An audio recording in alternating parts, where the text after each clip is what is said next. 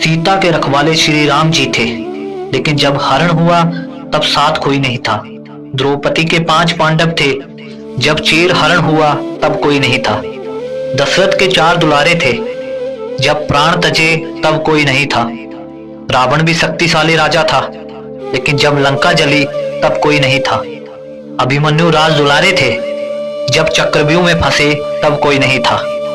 सच तो यह है दुनिया वालों, संसार में अपना कोई नहीं। जो लेख लिखे गए हैं कर्मों ने, उस लेख के आगे कभी भी किसी की नहीं चलती है। जिंदगी की राहें कभी आसान नहीं होती, इसमें सुख भी है और दुख भी, आनंद है तो चिंता भी, अपनापन है तो परायापन भी। ईश्वरीय रचना यही है कि हर चीज के 2 पहलू हैं, एक के बिना दूसरा अकल्पनीय और अधूरा है। कहते हैं कोई किसी के दुख का कारण नहीं होता, ये तो अपने ही कर्म होते हैं जिसकी वजह से दुख उठाने पड़ते हैं।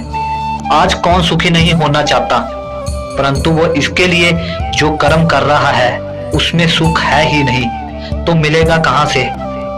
आज जो हम कर रहे हैं वह निष्फल नहीं होता, उसका फल अवश्य मिलता है।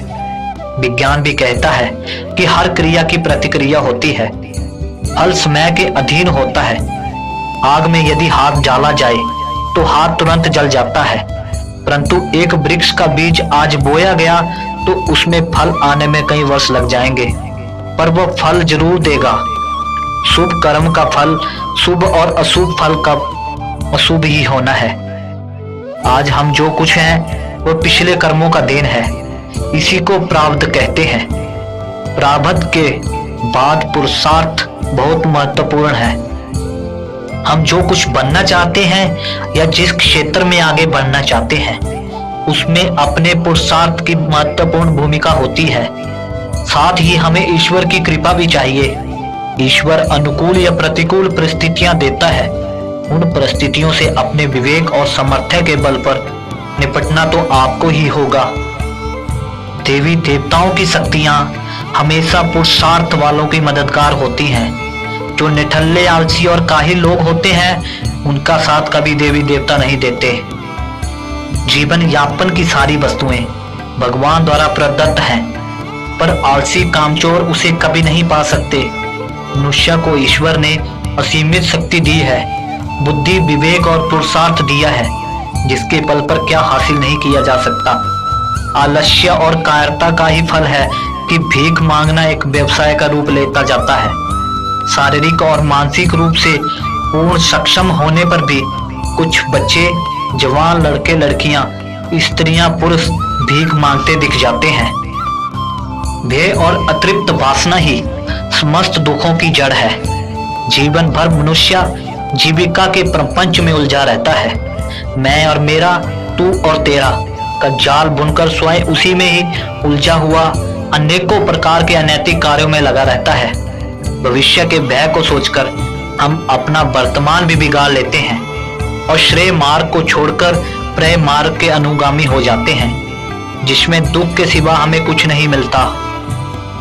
इस मार्ग पर चलने वाले लोग जीवन की सत्यता, मृत्यु को भी नकारने लगते हैं और भविष्य के लिए नैतिक अनैतिक तरीका अपनाकर संग्रह में लगे रहते हैं। लोभ, मोह और स्वार्थ से ऊपर उठे बिना सच्चे सुख की कल्पना कभी नहीं की जा सकती। सच्चा सुख तो त्याग की राह पर चलकर पाया जा सकता है। हमारा सनातन धर्म भौतिक सुख उपयोग को बुरा नहीं मानता, पर इसका आधार धर्म होना चाहिए। धर्म का आचरण करने से छल, कपट, ईर्ष्या जैसे अनैतिक कर्म में मनुष्य लिप्त कभी नहीं होता और मेहनत से कमाया है उसी को हरी इच्छा समझकर संतोष करें, परम सुख की प्राप्ति होगी।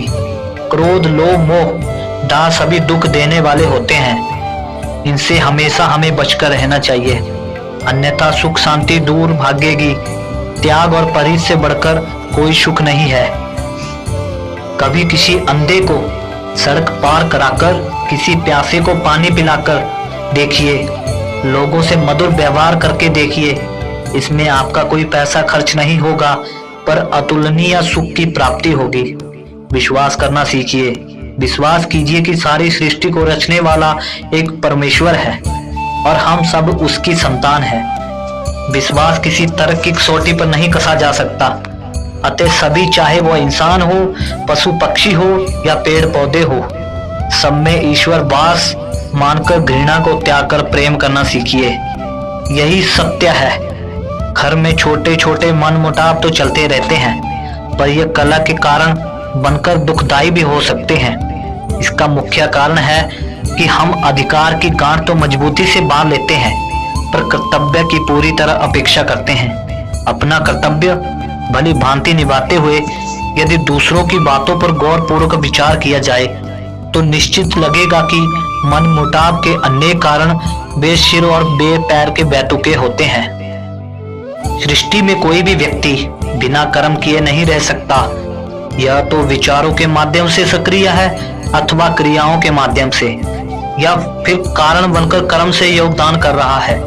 जीव जंतु हो या मनुष्य, कोई भी अकर्मण्य नहीं है और ना ही कभी रह सकता है। विद्वानों ने मुख्य रूप से 3 प्रकार के कर्म बताए हैं, जिनमें एक होता है क्रियमाण कर्म, जिसका फल इसी जीवन में तुरंत प्राप्त हो जाता है। दूसरा संचित कर्म होता है, जिसका फल बाद में मिलता है। और तीसरा होता है प्रारब्ध। इस संसार में 3 प्रकार के लोग होते हैं। एक भाग्यवादी, जो कि मानते हैं कि सब कुछ पहले से नियमित होता है, इसलिए पुरुषार्थ करके भी क्या बदला जाएगा। दूसरे होते हैं पुरुषार्थवादी, जिन्हें लगता है कि भाग्य कुछ नहीं होता, कर्म ही सब कुछ होता है। और तीसरे होते हैं परमार्थी, जो परम अर्थ अर्थात्मा परमात्मा को ही सब कुछ मानते हुए लाभ हानि में सम रहकर जीवन व्यतीत करते हैं। मनीषियों ने तीसरी श्रेणी के लोगों को उत्तम प्रवृत्ति का बताया है।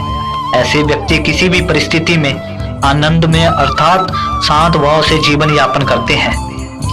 वस्तुतः कर्म ही हमारे उत्थान और पतन का कारण होता है। कर्म ही हमारे जीवन की दिशा और दशा तय करता है। अतः हम सबको सदैव हानि पहुंचाने वाले कर्मों से दूरी रखते हुए अच्छे कर्मों का वर्ण करना चाहिए। दोस्तों, अगर आपको हमारी ये दी हुई जानकारी अच्छी लगी हो तो हमारी वीडियो को लाइक जरूर कर दें और कमेंट बॉक्स में जय श्री कृष्ण जरूर लिख दें।